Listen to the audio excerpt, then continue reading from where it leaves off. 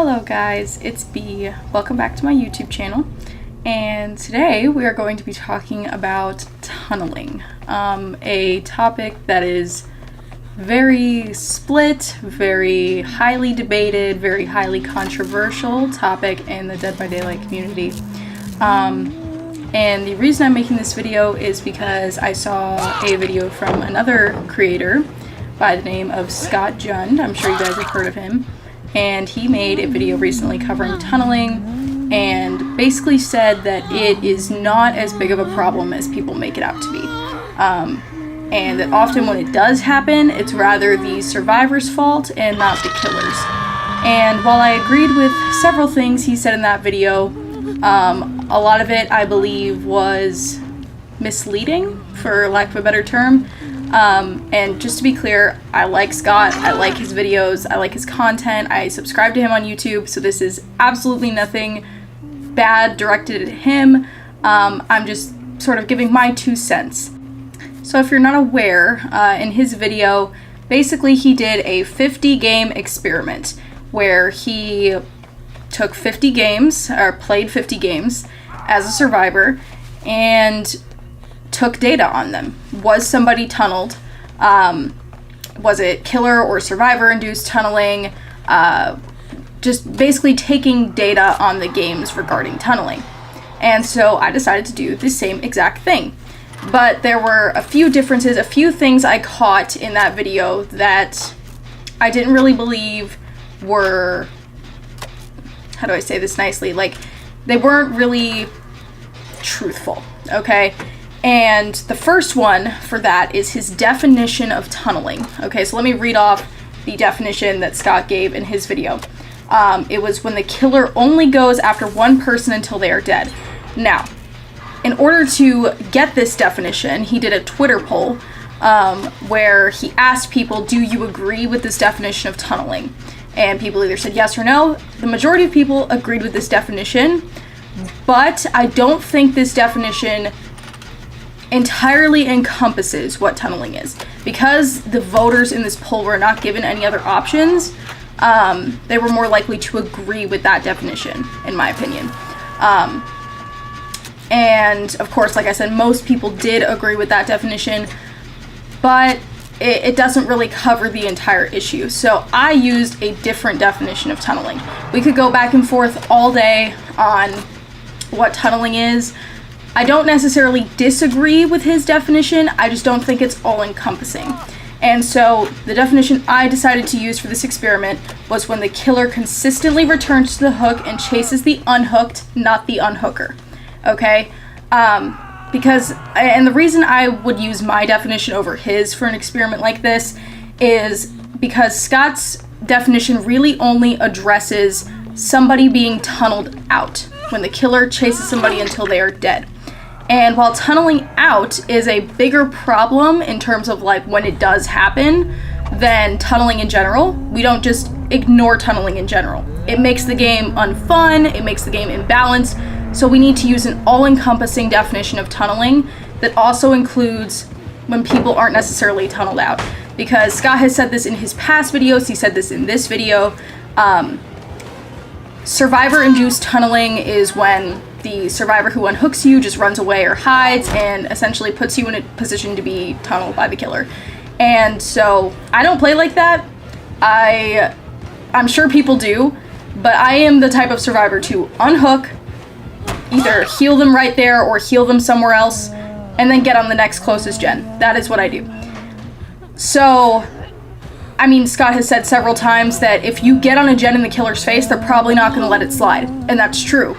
So if you're getting on a gen in the killer's face and they were planning to tunnel, or they were going to tunnel and then they pass by your gen, they're probably going to stop you. So I don't think that only including when somebody was successfully tunneled out of the game was very honest about the issue. Like I said, I don't necessarily disagree with the definition. I think it's a good definition if we're only talking about when people are successfully tunneled out of the game. But good teammates won't let that happen to you. And yeah, so I don't let that happen to my teammates. I don't think it's an all-encompassing definition. Now, as for specifically tunneling out, I think we can all agree that this is a problem. I mean, obviously there are people who do it and those people don't agree that it's a problem, but this is a problem because of how, regardless of how frequently it occurs, it is imbalancing the game even further to win, essentially. It'd be like if I was playing 5v5 basketball and I had to elbow jab a guy in the face knowing there was nobody else on the bench to take over for him so that my team could win. Like, it's just that's essentially what tunneling somebody out early does. It asks 3 survivors to complete the same amount of work that you're asking of 4. And this really only even applies whenever the killer stops tunneling after they've tunneled somebody out. In most cases, they will, from what I've seen personally. But I've had games where killers will hard tunnel somebody out, regardless of what you're trying to do to help, and then they'll tunnel out the next person too, and the next person after that, and then, you know, you've got 1 survivor left, and that's that.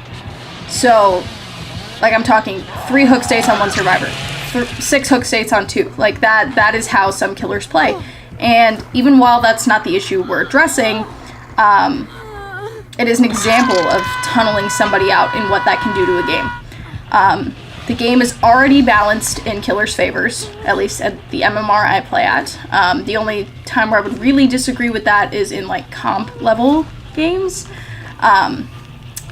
And yeah, so at the very least, at the MMR I play at, the game is killer-sided, and so if you have to tunnel somebody out early, if you have to imbalance the game early on in order to win, you might as well just say that you cannot win against a full team of 4 survivors, that you are not good enough to do that. And I know that Scott agrees with this mindset, that if you tunnel, you probably lack skill in macro gameplay, and if you don't really understand what macro gameplay is, just go watch his videos. I don't want to get into that, but yes, so tunneling is an indicator of a skill issue. It is an indicator of a lack of regard for other people's fun in the game. Not that other people's fun is your responsibility, but for me, I don't see the need to be toxic like that. I do consider tunneling to be toxic and not a valid form of gameplay. Anyway, moving on to the next thing.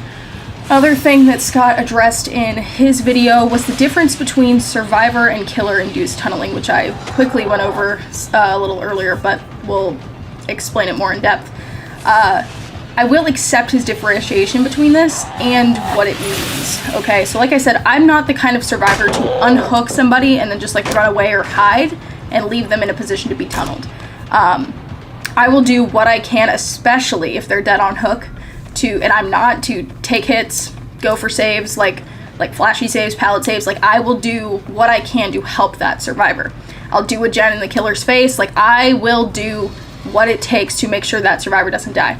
Some killers will ignore this. Most won't, though. Most will not commit to tunneling somebody out when they see game progression occurring in their face.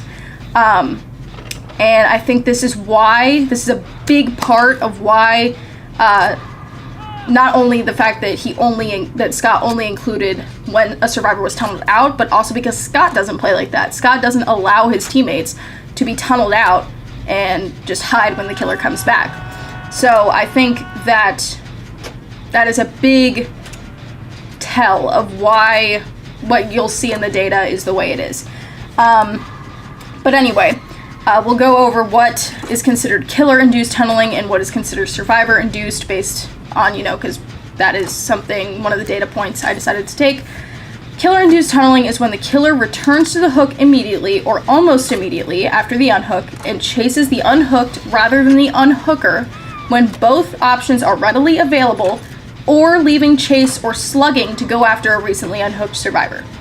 Okay, so if you've ever been playing and you've noticed somebody else is being chased across the map, and then a high mobility killer is suddenly back whenever you get unhooked, that is a form of killer-induced tunneling. They are breaking chase with a whole other survivor to come back for you.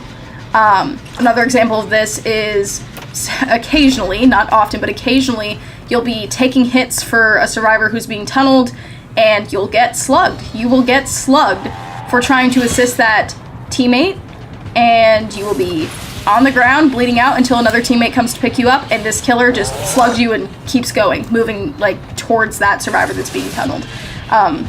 So those are 2 examples of what is absolutely killer-induced tunneling. And obviously the obvious one, which would be the unhook, or the killer returning to the hook, seeing both the unhooker and the unhooked, and going after the unhooked instead of the unhooker. And as for survivor-induced tunneling, this is either when the unhooked survivor misplays and runs back towards the killer after being unhooked, or the unhooker hides or runs away immediately after unhooking, incentivizing the killer to tunnel.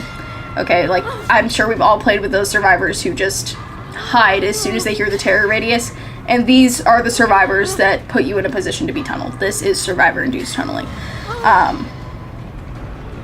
Yeah, I mean, you can also engage in survivor-induced tunneling as the survivor being tunneled. You can just run back towards the killer. I mean, when I play killer, I see people do that all the time. So yeah, I think these are fair differences between survivor and killer-induced tunneling. You can tell me if you disagree, but these are the definitions I used for the data. And finally, before we get into the data, I'd like to state that I also used a 50-game sample size. I played at various hours of the day and night, because I know that was one thing that Scott did when he polled people to see how often they were tunneled. I played in the morning, I played in the evening, in the afternoon, at late night, like after midnight. I play at all various hours of the day, given, you know, what day I or what time I feel like playing. And I am in US East. That is my region. So that is my personal statistics as far as like where I play, what time I play. I did use a 50-game sample size. And finally, I will go over the different data points I collected during this experiment, and then we will go over the data. So first thing I used was killers. Okay, I took note of which killers we were going against, so you will see the killer breakdowns, which ones I faced the most, which ones I faced the least. Yeah. The second one was, did the killer tunnel anyone at any point? Okay. Did they tunnel them from first to second hook, from second to death? Did they simply come back to the hook after somebody was unhooked and chase the unhooked survivor and not the unhooker? Did they tunnel at any point? This does not take regard for whether it was survivor or killer-induced tunneling. This does not take regard for if that survivor was successfully tunneled out. It is simply the question, did the killer tunnel? Okay? The next one is, did the killer tunnel anyone out? Were they successfully able to tunnel somebody out? This is where I used Scott's definition of tunneling, which was, if you do not recall, when the killer chases the survivor, or chases one survivor until they are dead, okay? Did that happen at any point? That was the question for that one. The fourth one was, if yes to either of the last two questions, if the killer did tunnel anyone at any point, or if they did tunnel somebody out, was the killer also proxy camping? I think this was an interesting one to, I think this was an interesting one to include. I had a little bit of a hypothesis, like a side quest, if you will, during this experiment, to see if killer versus survivor-induced tunneling was at all correlated to whether or not the killer was proxy camping, because I think we all kind of know if the killer's proxy camping, they're planning to tunnel you anyway. But that was just a hypothesis. I didn't actually know before this experiment if the killer was proxy camping. Were they planning to tunnel, or were they planning to go after the unhooker instead of the unhooked? So you will see the correlation or lack thereof between that data, between killer and survivor-induced tunneling and proxy camping. Were they at all related? Okay. If yes to the third question, if the killer did tunnel somebody out, how many gens remaining were there? Now, this is an important one to cover. I want to make this abundantly clear when we get to the data. I'll go over it again. This number, okay, when people were tunneled out, the number I took in regards to how many gens were remaining are how many gens were left when that survivor died, not how many gens were left when the tunneling began, okay? So if you're like, well, I get tunneled at 5 gens all the time. I'm not saying a lot of these people weren't being tunneled at 5 gens, they just didn't die at 5 gens, okay? So that's that as far as the gens. We will go over that again to make sure that that's clear though, okay? Because you'll be like, what? When you see the data, but yeah, okay? The next question was it survivor or killer induced tunneling? We've already gone over what that means, so I'm not going to go over it again, but we'll talk about it when we get to the data.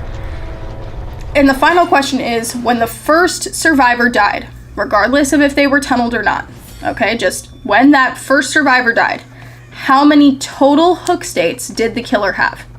Okay, so when a survivor dies, that's 3 hook states that they've gotten on that survivor, and then any additional hook states from any other survivors added to that, okay? So you could have a minimum of 3 up to a maximum of 9, okay? You'll see that there is an outlier data point in there, but we'll cover that when we get there.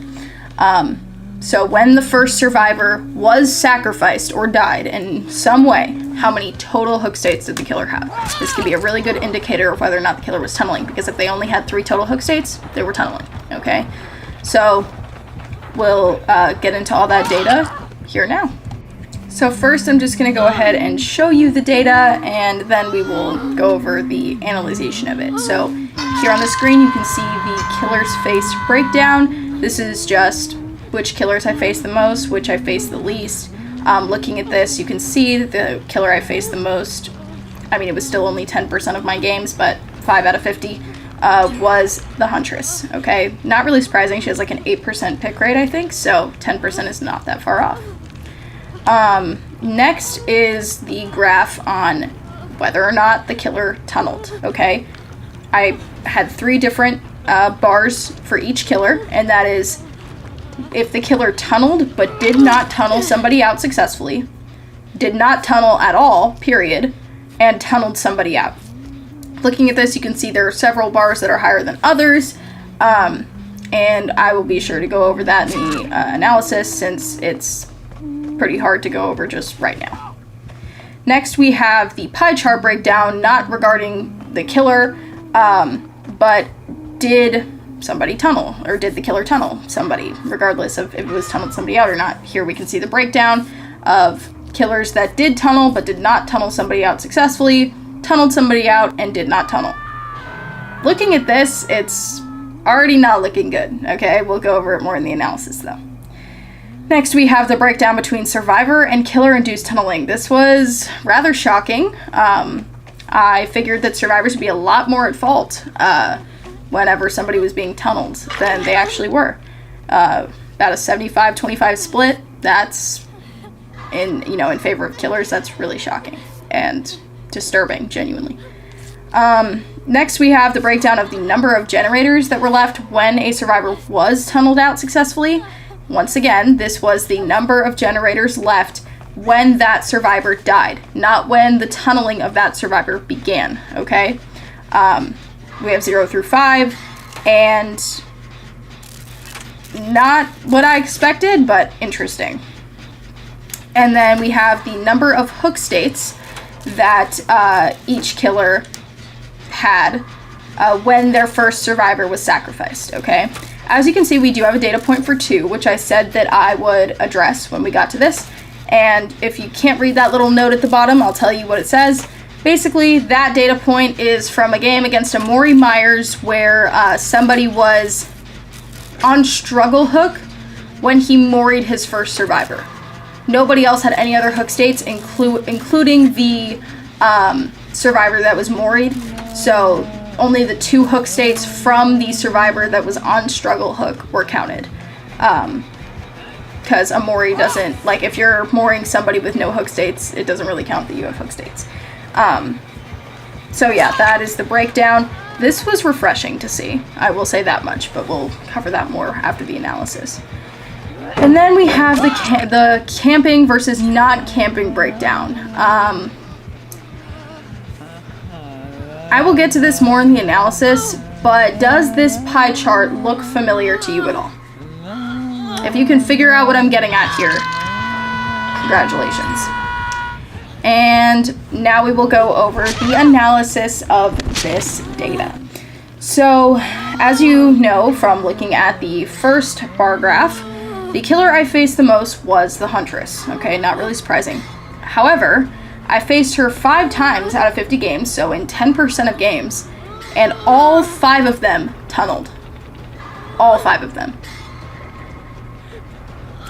That, I think a lot of us would say after the recent buff to her, the unnecessary, unwarranted buff to her, that she now has tunneling and camping built into her kit, even more so than Pyramid Head, which is really sad.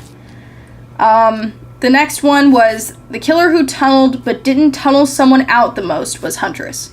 Okay, so she did tunnel a lot but didn't necessarily always tunnel somebody out.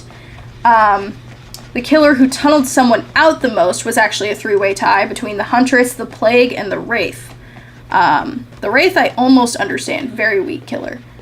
But the Plague and the Huntress, that I don't really get, okay? So as you can see here, the common denominator, or the information to take away from this is Huntress's tunnel, okay? And the killer who tunneled the least was the Shape, Michael Myers. That's not really that surprising because most of the Myers you will go up against are gimmicky. They'll have a tombstone piece or a dude's tombstone, which will allow them to mori you when they're in tier 3. And that is the majority of the reason why we didn't have a lot of tunneling against Myers. Now for the percentage of games that tunneling occurred in.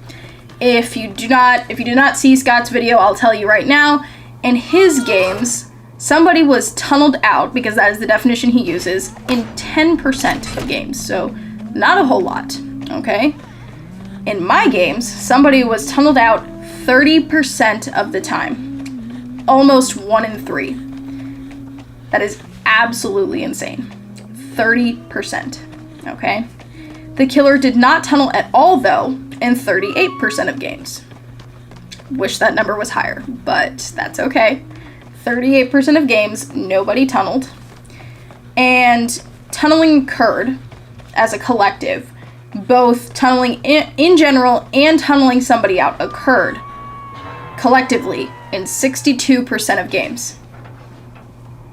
So killers are tunneling 62% of the time when you account for them not being able to successfully tunnel a survivor out. And this is why I had such a problem with Scott's definition, is because it does not account for your teammates doing what they can to make sure you don't get tunneled out. It doesn't account for tunneling as a whole, and rather just somebody being tunneled out, which even in my case was 20% higher than his. If somebody was tunneled out in 10% of his games and in 30% of mine. Now, as for why that difference exists, I really couldn't tell you, okay? I can't say it's because Scott's a higher MMR than me, because if you guys didn't hear recently, people have been able to find out that high MMR, considered by the developers, is anybody who's hit the soft cap. Being high MMR is actually the largest, group you can fall into. It is easier to be high MMR, considered by the developers, than it is to be low MMR or mid MMR. Okay, so because I've hit the soft cap and Scott has too, we are in the same MMR pool. Okay, so I can't say it's an MMR difference. I don't know what the difference is, really. I don't, because even if we just look at how often somebody was tunneled out, there's still a 20% difference.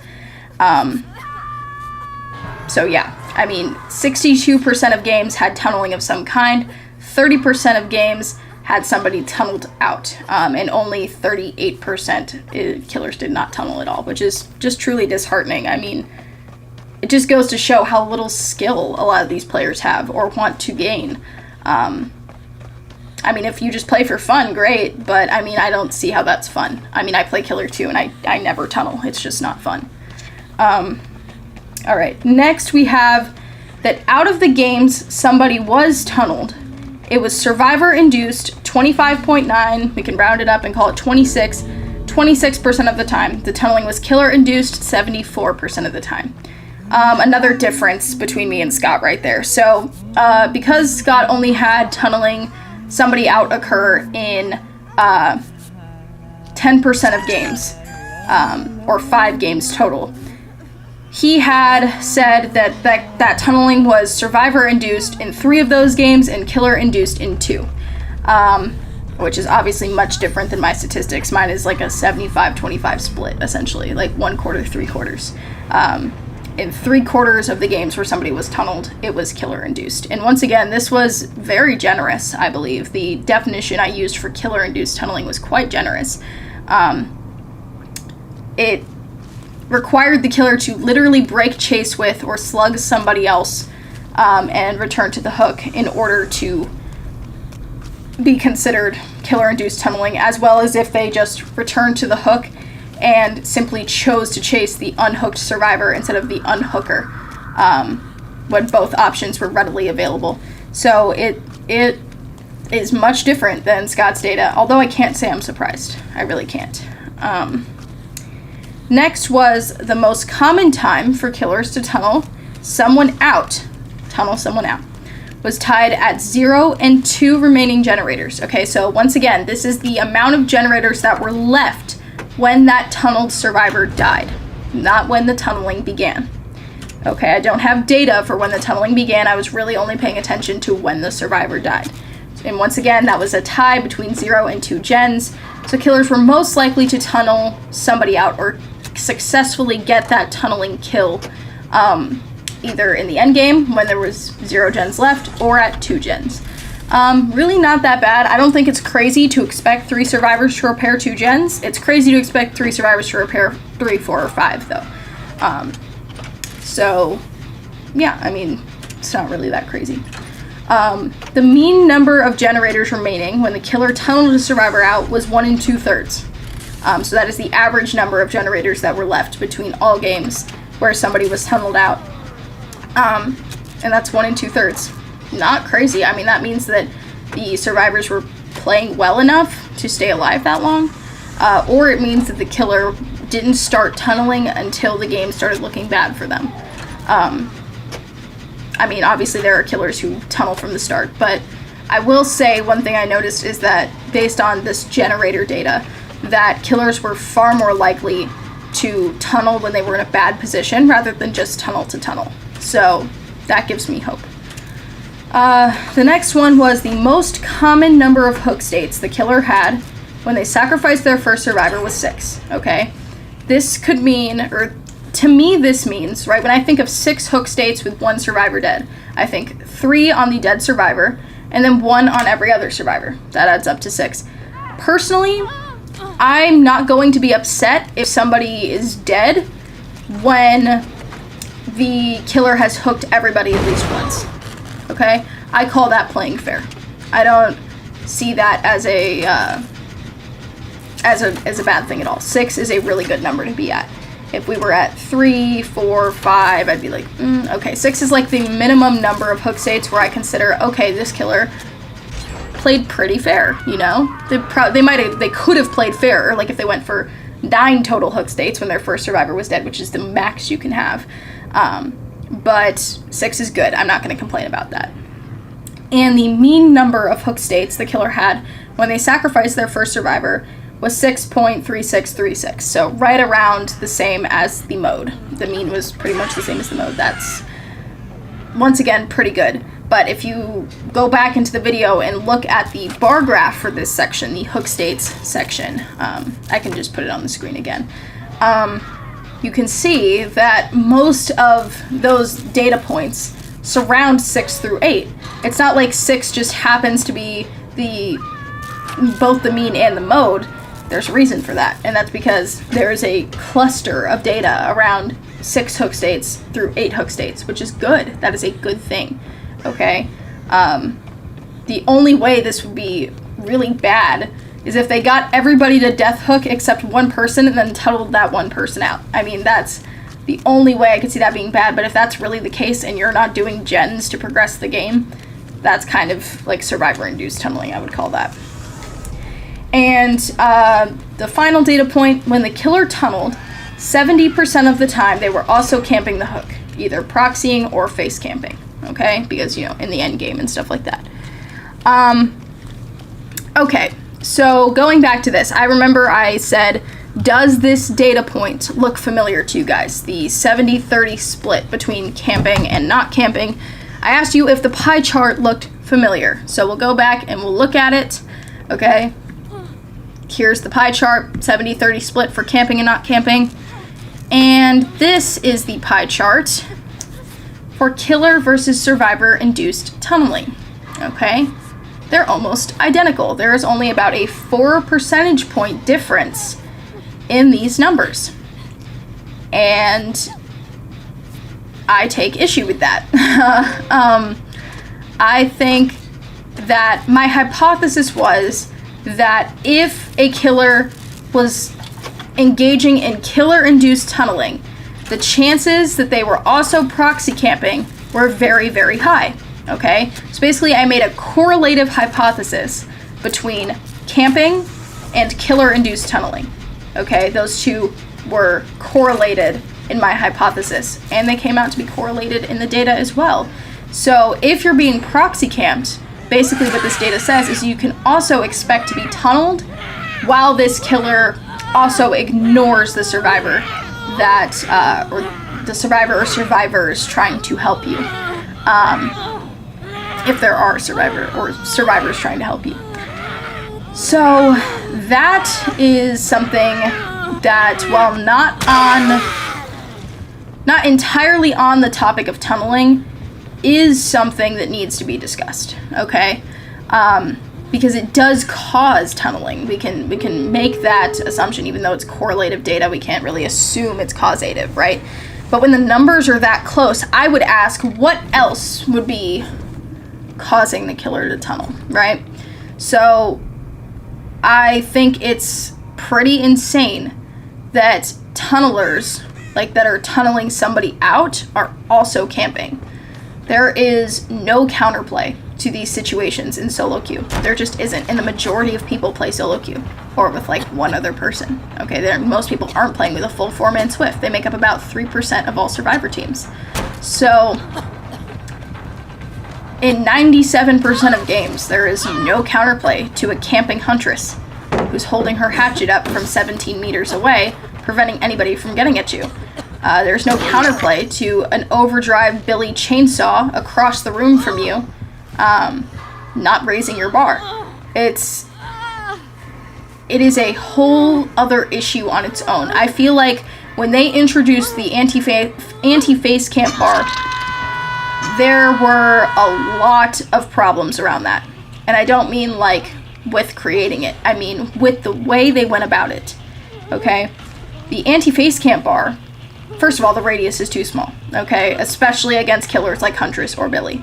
The radius needs to be based on the specific killer you are going against. And it should range from 16 to about 32 meters. Okay? That is my personal opinion on that. And I think that whenever they introduced this anti-face camp bar, whatever the fuck you want to call it, I don't want to hear it's anti-face camp. I know, okay? Anti-camp bar is easier to say. I think when they introduced this, they think that they were addressing the problem, okay? And it's clear that even with the advent of the anti-face camp bar, the killers are still camping, they're still tunneling, okay? At the very least, if a killer is not proxy camping, okay, it's going to be a lot harder for some of them, not all of them, but some of them, most of them, to get back to the hook quickly enough for you to not get healed, for your borrowed time, your base kit borrowed time to run out, okay? Like, obviously there are killers that don't apply to, like the Nurse and the Blight, okay? But most killers don't have that insane level of map mobility. And I think that whenever they made the anti-face camp bar, they thought they were addressing the whole issue. And they were not. Clearly, because proxy camping has a direct correlative, like, it's directly correlated. Proxy camping is directly correlated to killer-induced tunneling. And so now there's the whole issue of, okay, well, we've addressed face camping, but we haven't addressed proxy camping and how that causes tunneling, which causes an unfair, imbalanced game. So I think that's a whole other issue behavior needs to address. They can give us all the anti-tunnel perks in the world, but that won't de-incentivize killers from doing the thing that gets them to tunnel, like, which is proxy camping. So yeah, basically just if you're being proxy camped, expect to be tunneled out, okay? So that was really disheartening to see. A lot of this was, honestly, especially because I did this experiment hoping that my numbers would reflect Scott's. I did this experiment hoping that somebody was going to be tunneled out in only 10% of games, okay? It wound up being 30 with 62% total tunneling rate. But I really was hoping for the best with this, okay? So that... I don't know why our data is so different between me and Scott. I don't know if it's a region thing, if it's a time played thing, but once again, I play at all hours of the day. Pretty much the only hours you won't catch me playing are like 6 a.m. to 12 p.m. But even then, I did play during that block of time once during the experiment. I tried to give as much variety as possible. I didn't really notice a huge difference in how often people were tunneling based on the time of day. I didn't notice any kind of difference there. And once again, like I said, I'm on US East. I don't know if that has anything to do with it. But truth be told, I don't really think that the server I'm on or the time of day I'm playing at could really make a 20% difference in how often somebody in my games were tunneled versus how often somebody in Scott's games were tunneled. I don't think that it could be that different just from that alone. So I truthfully don't know why our data was so different. I'm glad I was able to gather a few extra data points, like regarding proxy camping and things like that. And once again, I have absolutely no negative feelings towards Scott. I generally agree with him when it comes to most things, and I absolutely agree with him that if you tunnel, you have a skill issue. Get better. Learn macro gameplay. Stop tunneling. It's unfun. It's low skill, especially if you're playing a low skill killer too, like a Chucky or something like that. It's just even more disheartening to know that you have to put absolutely no skill into winning this game, whereas you're now asking the survivors to put in like twice the amount of skill because you killed one of their teammates so early. I am happy to see that killers aren't tunneling as frequently as a lot of people make it out to be. I get tunneled out at 5 gens every fucking game. No, you don't. No, you don't, okay? I mean, now not only do you have my data and Scott's data to prove that, in one single game during my entire 50 games, so 2% of the time, somebody was tunneled out at 5 gens. They died at 5 gens. But don't get me wrong. I'm completely against that. I think if you're doing that, you're a sweat lord. You know, go take a shower, please. But, I mean, it's just not common, okay? It's not as common as people are making it out to be. I encourage you guys to go do your own experiment with this. For me, it took about 4 days of gameplay to do this because I don't play like 8 hours a day, obviously. Yeah, it took about 4 days. It wasn't that hard. I just used an Excel spreadsheet and I collected all the data like that. And then I used Canva to make the graphs. So I really encourage you to do your own experiment when it comes to this, because you know what, maybe I am wrong. Maybe you are getting tunneled out at 5 gens every single game, and like Scott said, I'd love to see it. So collect your data or do a stream on Twitch or something and post it, because I think we'd all love to see that, okay? It's nothing against you. I don't want to invalidate anybody's experiments or experiences. I have been tunneled out at 5 gens, so I know that it happens, but it's not happening every game. So I do agree with Scott's position that it's getting somebody tunneled out early game, 4 or 5 gens, is just not that common, okay? Tunneling is common, all right? like I said, 62% of my games somebody was tunneled, either tunneled out or tunneled in general. But a lot of the time it is on you as a survivor to be a better teammate, to bring anti-tunnel perks. Me and people I know, we talk about this all the time. I don't understand how anybody can go into games anymore without at least one anti-tunnel perk. Dead Hard, Off the Record, DS, Second Wind. Like, there are just a whole litany of them, some better than others. But I encourage you, I implore you to bring anti-tunneling perks if this is happening to you often. And yeah, I think this was a really interesting experiment to do. Thank you, Scott, for motivating me to do this. I appreciate it. And if you have any ideas, any of you guys have any ideas as to why my data might be so different from his, I'd love to hear it. Genuinely, I want to know what could be the cause of that. So yeah, thank you guys for watching today. Make sure to also go subscribe to Scott and give his video regarding tunneling a like, give my video a like, and subscribe to me.